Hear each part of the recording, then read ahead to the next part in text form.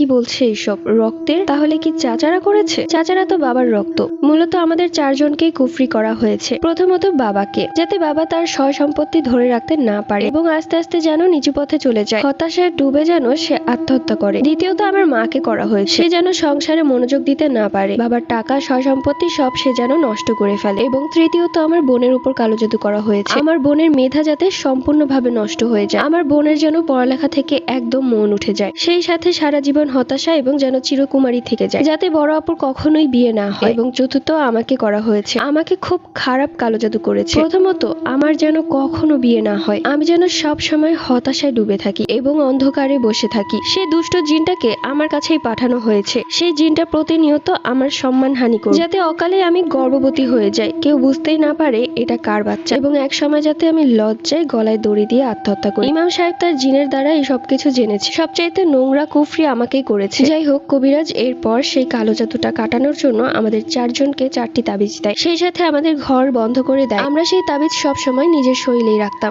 ঘর বন্ধ করে দেওয়ার পর থেকে আর সেই ছায়াটাকে দেখতাম না, ভাবতাম যে সবকিছু ঠিক হয়ে গেছে। কিছুদিন পর আমার চাচা আমার বাবাকে ফোন করে বলে, কি রে, কেমন আছিস তোরা? তোদের কবে থেকে দেখি না আমাদের বাড়িতে বেড়াতে আয়। বাবা সোজা নিষেধ করে দিল।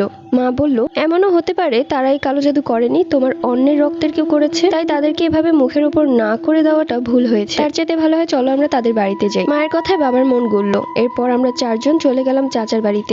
জীবনে হয়তো সবচেয়ে বড় ভুলটা সেই দিনই করেছিলাম। চাচি একটা বাটিতে পায়েস নিয়ে এলেন এবং সবাইকে 1 চামচ করে খাইয়ে দিলেন, অথচ তারা কেউ খেলো না। আমার বাবা অবশ্য খেতে চাইছিলেন না, কিন্তু আমার চাচি জোর করে খাইয়ে দিলেন। আমার মাথায় তখন একটা কথাই ঘুরপাক খাচ্ছে, আচ্ছা আমরা কি এখানে এসে ভুল করলাম নাকি? তো যাই হোক, সেখানে কিছুক্ষণ থাকার পর আমরা বাড়িতে চলে আসি। বাড়িতে আসার পর পুরো বাড়িটাই কেমন যেন গরম হয়ে থাকতো, দম আটকে আসতো। এসি ছিল, দরজা জানালা সব খুলে দিতাম, তারপরও গরম কোনোভাবেই কমছে না। এত গরম কোত্থেকে আসলো? তাপমাত্রা চেক করলাম, সব ঠিক আছে, কিন্তু মনে হচ্ছে ঘরের ভেতর জাহান্নাম। রাতে ঘুমিয়ে আছি, হঠাৎই মনে হলো যে কেউ আমার উপর উঠে বসে আছে। আমার মুখ চেপে রেখেছে, চিৎকার করতে পারছি না। কেন এরকম হচ্ছে আমার? আগে তো এরকম হয়নি। বাবা মা আর আমার বড় বোনেরও সেম অবস্থা। ফজরের আজান দেওয়া অবধি আমাদের অবস্থা খুবই খারাপ ছিল। ফজরের আজান দেওয়ার সাথে সাথে আমরা স্বাভাবিক হলাম, নিঃশ্বাস নিতে পারলাম, ঘরটা যেন ঠান্ডা হয়ে গেল। দৌড়ে বের হয়ে গেলাম সেই বাড়ি থেকে। আমি আমার বাবা মাকে বললাম, মনে হচ্ছে চাচা চাচি আমাদেরকে কালো জাদু করেছিল। আমরা সোজা চলে গেলাম সেই ইমাম সাহেবের কাছে। তিনি আমাদের নিশ্চিত করলেন সেই চাচা চাচি আমাদের উপর কুফরি করেছে। আর এবার তাদের বাড়িতে যাওয়ার পর এবং সেই পায়েস খাওয়ার পর সেই পায়েসে মেশানো ছিল কুফরির মন্ত্র, সাথে সাথে আমাদের যে শরীর বন্ধ করা ছিল সব কেটে গেছে এবং সেই জিনটা খুবই ক্ষিপ্ত হয়ে গেছে আমাদের উপর। আমার বাবা তখন বলতে থাকে, এখন আমরা কি করব আপনি বলে দিন। এরপর সেই ইমাম সাহেব কুফরি কেটে দিলেন এবং আমাদেরকে কিছু দোয়া সূরা কালাম শিখিয়ে দিলেন, নতুন করে আমাদের তাবিজ দিলেন শরীর বন্ধের। এরপর থেকে আলহামদুলিল্লাহ এখন আমরা ভালো আছি।